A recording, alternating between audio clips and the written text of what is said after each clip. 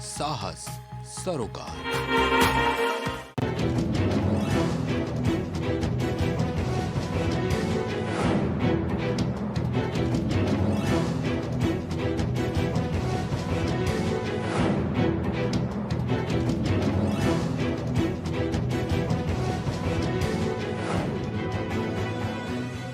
नमस्कार, आप देख रहे हैं प्राइम टीवी और मैं हूं आपके साथ मुस्कान अजमानी। तो उत्तर प्रदेश सचिवालय संघ के चुनाव के लिए घमासान जारी है, क्योंकि आगामी आने वाली 12 जुलाई को जो लोग हैं वो अपने मत का इस्तेमाल करेंगे। लोग अपने अपने एजेंडे के साथ सचिवालय अधिकारियों और कर्मचारियों के बीच जा रहे हैं और उनको आश्वस्त कर रहे हैं कि अगर उन्हें यहां सफलता मिली तो सभी साथियों की समस्या का समाधान भी किया जाएगा। खैर, चुनाव जो भी हो, पर प्रक्रिया और एजेंडे का जिक्र जरूर होता है। इसी कड़ी में सचिवालय के हर समस्या के समाधान के लिए सीमा गुप्ता ने भी अपना नामांकन किया है। कर्मठ, जागरूक, ऊर्जाशील सचिवालय के अधिकारी सीमा गुप्ता सचिवालय संघ के अध्यक्ष पद के लिए नामांकन करने सचिवालय के अधिकारियों में हर्ष का माहौल भी देखने को मिला है। वहीं सीमा गुप्ता काम में पुख्ता का नारा भी सचिवालय के अब हर विभाग में देखने को मिल रहा है, या यूं कहे कि हर विभाग में अब इस नारे की गूंज सुनाई दे रही है। सीमा जी, मैं आपका प्राइम टीवी पर पहले बहुत बहुत स्वागत करती हूँ। बहुत बहुत धन्यवाद। देखिए सीमा जी, वैसे तो अब आप किसी परिचय की मोहताज नहीं है, लेकिन फिर भी मैं चाहूंगी कि सचिवालय में अधिकारी बनने से लेकर अब अध्यक्ष पद की दावेदारी तक का सफर आपने कैसे तय किया? ये सफ़र बहुत ही सुहाना रहा है। जब मैं उत्तर प्रदेश सचिवालय में समीक्षा अधिकारी के पद पर कार्यरत रही, तैनाती मेरी जो थी, नियुक्ति थी, वो समीक्षा अधिकारी के पद पर रही। एकदम मुझे सचिवालय में एक पारिवारिक माहौल मिला। ऐसा कभी नहीं लगा कि मैं उत्तर प्रदेश सचिवालय में अपने परिवार से बाहर हूँ। जो भी हमारे अधिकारी मिले, ऐसे लगता था कि मेरे परिवार के हिस्से। और आज मैं जो भी ये सफ़र तय की हूँ, सारा कुछ उनको ही मैं श्रेय दूंगी। ठीक है, देखिए सीमा जी, अभी आपने एजेंडा भी अपना बताया और आपने श्रेय भी दिया। ऐसे में एक नारा बहुत सुनाई दे रहा है सचिवालय के अंदर, वो नारा कौन सा है और उसका जिक्र करिए। सीमा गुप्ता, काम में पुख्ता, सोच ईमानदार, काम दामदार, वर्षों लड़ी लड़ाई हूँ, अब आप सबकी बारी आई है। यानी कि सचिवालय में इस वक्त हर तरफ चुनावी घमासान के बीच बिल्कुल ये नारा सुनाई दे रहा है। बिल्कुल बिल्कुल। देखिए, अभी 2014 के बाद जानकारी के मुताबिक कि सचिवालय में चुनाव नहीं हुए हैं। तकरीबन 10 से 11 साल का गैप हो गया है चुनाव में, और 2023 में अब आने वाले दिनों में चुनाव है। क्या रणनीति है, किस तरीके से आप सचिवालय के ही जो कई विभाग हैं उसमें जाकर के प्रचार कर रही हैं? बिल्कुल, रणनीति तो ये है कि वह पहले तो मैं आप सभी को ये बताना चाहती हूँ कि ये जो चुनाव का माहौल है हमारे उत्तर प्रदेश सचिवालय में, बहुत ही हर्ष के साथ सभी लोग हर्षोल्लास के साथ ले रहे हैं, क्योंकि वर्षों बाद हमारे उत्तर प्रदेश सचिवालय में चुनाव हो रहा है। 2012 के बाद पहली बार हो रहा है। तमाम प्रकार की समस्याएं हैं जिनका अभी तक निदान नहीं हो पाया है।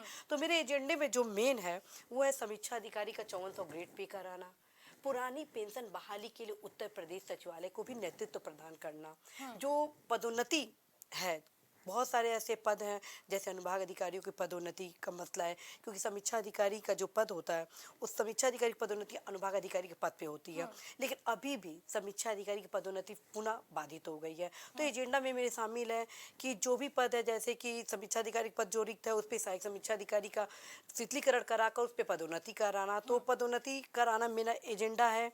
और पुरानी पेंशन बहाली का है, समीक्षा अधिकारी का 5400 ग्रेड पे कराना है, उप सचिव के पद को संयुक्त सचिव के पद में मर्ज कराना है, विभिन्न पदों की संख्या में वृद्धि कराना है, साथ ही साथ ओ लेवल की जो समस्या है मृतक आश्रित के पदोन्नति के संबंध में, उनकी सेवा के स्थायीकरण के संबंध में उसको समाप्त कराना है, ताकि सबके चेहरे पर मुस्कान आ सके।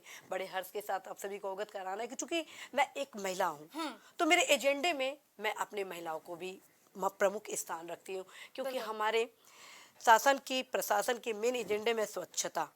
लेकिन जब महिला अधिकारी माहवारी आती है तो उस पीरियड में बहुत ही स्वच्छता की आवश्यकता होती है, लेकिन अभी भी अवकाश की सुविधा नहीं है। तो 3 दिन माहवारी अवकाश से संबंधित प्रावधान भी मेरे द्वारा रखा गया अपने एजेंडे में। और खास बात है कि अभी भी हमारे सचिवालय के बहुत सारे ऐसे अधिकारी हैं जिनको आवास की सुविधा नहीं मिली है, तो मेरे एजेंडे में सभी कार्मिकों के आवास की सुविधा मिल सके, ये मुद्दा भी शामिल किया गया है।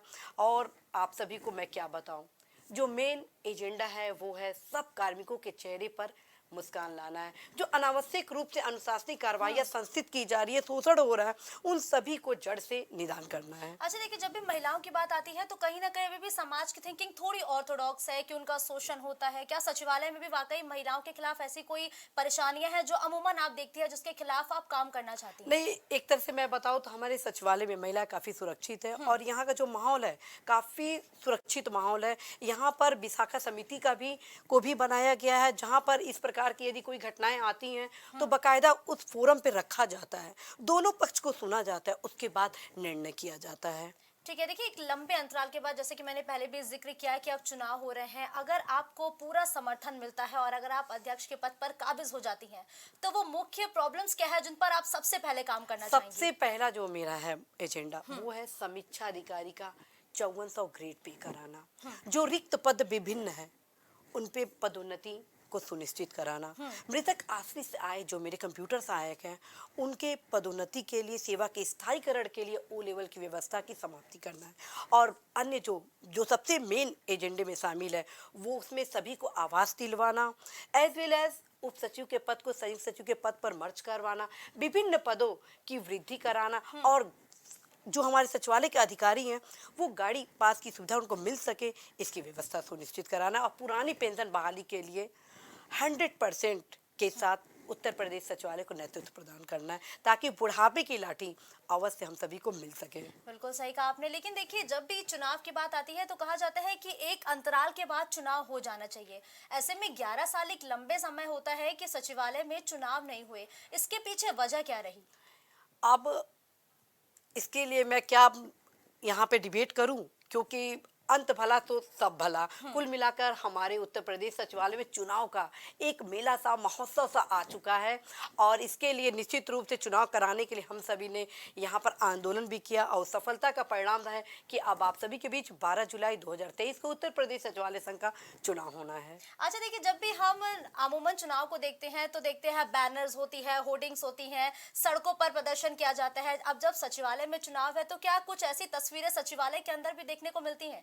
अब चूंकि हमारे प्रदेश हम शासन के हिस्सा है, हमारा मेन मोटो है स्वच्छ अभियान, स्वच्छ भारत की तस्वीर को दिखाना। तो जब शासन हम हैं तो निश्चित रूप से हम ही सारे नियम कानून हम लोग बनाते हैं, तो उसके क्रम में हम लोग यहाँ पर गंदगी ना फैले इसलिए बैनर वगैरह का सिस्टम हम लोग नहीं रखे हैं। प्रचार के दौरान जो भी सोशल मीडिया के माध्यम से प्रचार है उसको तरजीह दे रहे हैं और पंपलेट के माध्यम से हम सभी अपने एजेंडे को आप सभी के बीच ला रहे हैं ताकि स्वच्छता का जो हमारा मुहिम है वो लगातार चुनाव के साथ भी बना रहे।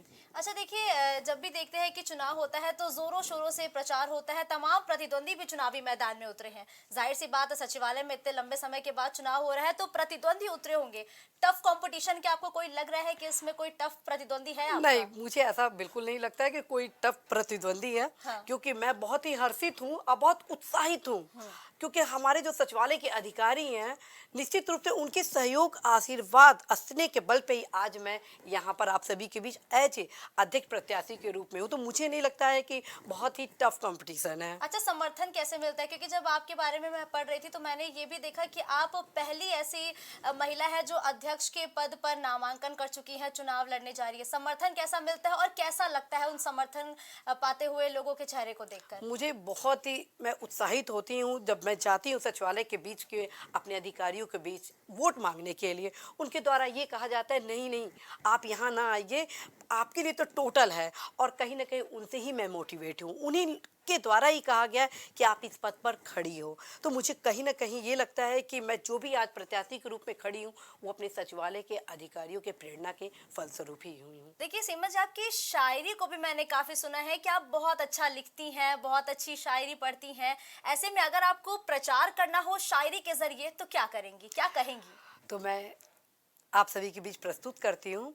चंद सपने कुछ ख्वाहिशें हैं मेरी, चंद सपने कुछ ख्वाहिशें हैं मेरी, सचिवालय को बदलने की चाहते हैं मेरी, चिंता घुटन बेबसी सबकी दूर कर दूं, ऐसी चाहत से भरी कोशिशें हैं मेरी। ठीक है, अब प्राइम टीवी के माध्यम से आप सभी सचिवालय के लोगों से क्या अपील करेंगी? मैं अपील करूंगी कि उत्तर प्रदेश सचिवालय के उज्जवल भविष्य के लिए अवश्य ही 12 जुलाई 2023 को सीमा गुप्ता प्रत्याशी अध्यक्ष उत्तर प्रदेश सचिवालय संघ को अवश्य ही वोट के साथ फुल सपोर्ट करें।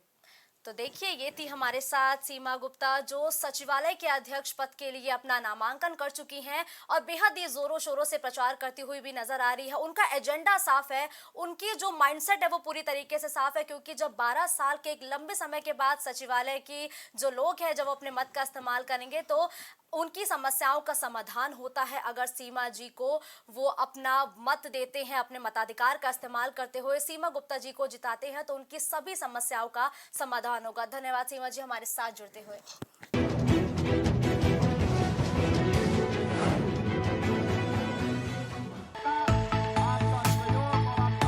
कुछ भाव पुष्प।